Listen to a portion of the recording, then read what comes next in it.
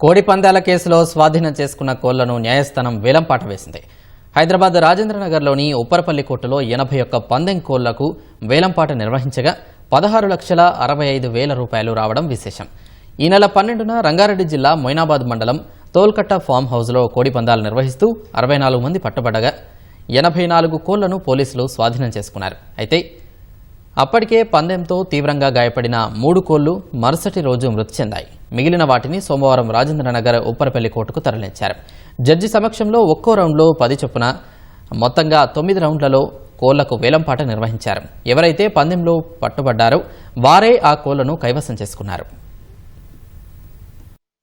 Total 84 Cox ని పందెం కోళ్లని పట్టుకున్నారు.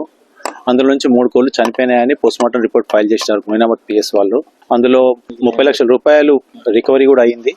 Plus vehicles and cell phones కూడా సీజ్ చేసినారు. మొత్తం 81 కోట్లకు 10 లాట్ గా చేశారు. ఫస్ట్ లాట్ లో 3,75,000 పోయింది, సెకండ్ లాట్ 250 పోయింది, 2,50,000, థర్డ్ లాట్ 1,15,000. అలా మొత్తం కాక్స్ అన్ని ఆప్షన్ చేసి 13th ACM గారు అమౌంట్ రికవరీ చేసి మొత్తం గవర్నమెంట్ డిపాజిట్ చేసేసారు.